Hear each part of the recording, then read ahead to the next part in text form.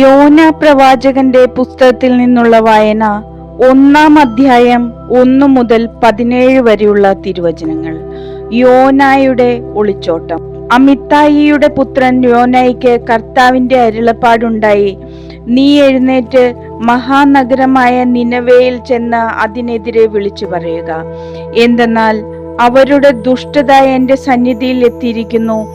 എന്നാൽ യോന താർശീഷിലേക്ക് ഓടി കർത്താവിന്റെ സന്നിധിയിൽ നിന്ന് മറയാൻ ഒരുങ്ങി. അവൻ ജോപ്പായിലെത്തി അവിടെ താർശീഷിലേക്ക് പോകുന്ന ഒരു കപ്പൽ കണ്ട്യാത്ര കൂലി കൊടുത്ത് അവൻ അതിൽ കയറി. അങ്ങനെ താർശീഷിൽ ചെന്ന് കർത്താവിന്റെ സന്നിധിയിൽ നിന്ന് ഒളിക്കാമെന്ന് അവൻ കരുതി. എന്നാൽ കർത്താവ് കടലിലേക്ക് ഒരു കൊടുങ്കാറ്റ് അയച്ചു. കടൽക്ഷോഭത്തിൽ കപ്പൽ തകരുമെന്നായി. കപ്പൽ യാത്രക്കാർ പരിഭ്രാന്തരായി ഓരോരുത്തരും താന്താങ്ങളുടെ ദേവന്മാരെ വിളിച്ചപേക്ഷിച്ചു. ഭാരം കുറയ്ക്കാൻ വേണ്ടി കപ്പലിലുണ്ടായിരുന്ന ചരക്കുകളെല്ലാം അവർ കടലിലേക്ക് വലിച്ചെറിഞ്ഞു. എന്നാൽ യോന കപ്പലിന്റെ ഉള്ളറയിൽ കിടന്നുറങ്ങുകയായിരുന്നു. അപ്പോൾ കപ്പിത്താൻ അടുത്തു വന്ന് അവനോട് ചോദിച്ചു, നീ ഉറങ്ങുന്നോ? എന്താണ് ഇതിന്റെ അർത്ഥം? എഴുന്നേറ്റ് നിന്റെ ദൈവത്തെ വിളിച്ചപേക്ഷിക്കുക. നമ്മൾ നശിക്കാതിരിക്കാൻ ഒരു പക്ഷേ അവിടുന്ന് നമ്മെ ഓർത്തേക്കും. അനന്തരം അവർ പരസ്പരം പറഞ്ഞു, ആര് നിമിത്തമാണ് നമുക്ക് ഈ അനർത്ഥം ഭവിച്ചതെന്നറിയാൻ നമുക്ക് നറുക്കിടാം. അവർ നറുക്കിട്ടു. യോനായ്ക്ക് നറുക്ക് വീണു.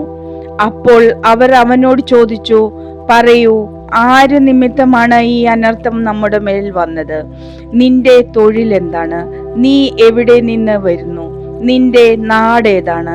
നീ ഏത് ജനതയിൽപ്പെടുന്നു? അവൻ പറഞ്ഞു, ഞാൻ ഒരു ഹെബ്രായനാണ്. കടലും കരയും സൃഷ്ടിച്ച സ്വർഗസ്ഥനായ ദൈവമായ കർത്താവിനെയാണ് ഞാൻ ആരാധിക്കുന്നത്. അപ്പോൾ അവർ അത്യധികം ഭയപ്പെട്ട് അവനോട് പറഞ്ഞു, നീ എന്താണ് ഈ ചെയ്തത്? അവൻ കർത്താവിന്റെ സന്നിധിയിൽ നിന്ന് ഓടി ഒളിക്കുകയാണെന്ന് അവൻ തന്നെ പറഞ്ഞ് അവർ അറിഞ്ഞു.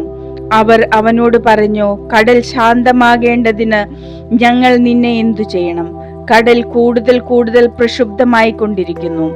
അവൻ അവരോട് പറഞ്ഞു, എന്നെ എടുത്ത് കടലിൽ എറിയുക, അപ്പോൾ കടൽ ശാന്തമാകും. എന്തെന്നാൽ ഞാൻ നിമിത്തമാണ് ഈ വലിയ കൊടുങ്കാറ്റ് നിങ്ങൾക്കെതിരെ ഉണ്ടായിരിക്കുന്നതെന്ന് ഞാൻ മനസ്സിലാക്കുന്നു. കപ്പൽ കരയ്ക്ക് അടുപ്പിക്കുന്നതിനായി അവർ ശക്തിപൂർവം തണ്ടുവലിച്ചു. എന്നാൽ അവർക്ക് സാധിച്ചില്ല. എന്തെന്നാൽ കടൽ അവർക്കെതിരെ പൂർവാധികം ശോഭിക്കുകയായിരുന്നു.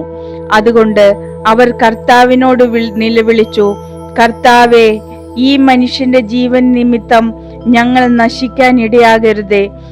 നിഷ്കളങ്ക രക്തം ചിന്തി എന്ന കുറ്റം ഞങ്ങളുടെ മേൽ ചുമത്തരുതേ. കർത്താവേ, അവിടുത്തെ ഹിതമനുസരിച്ചാണല്ലോ ഇപ്രകാരം സംഭവിച്ചത്. അനന്തരം അവർ യോനായെ എടുത്ത് കടലിലേക്ക് എറിഞ്ഞു. ഉടനെ കടൽ ശാന്തമായി.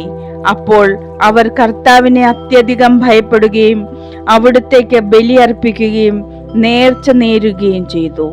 യോനായെ വിഴുങ്ങാൻ കർത്താവ് ഒരു വലിയ മത്സ്യത്തെ നിയോഗിച്ചു. യോന 3 രാവും 3 പകലും ആ മത്സ്യത്തിന്റെ ഉദരത്തിൽ കഴിഞ്ഞു.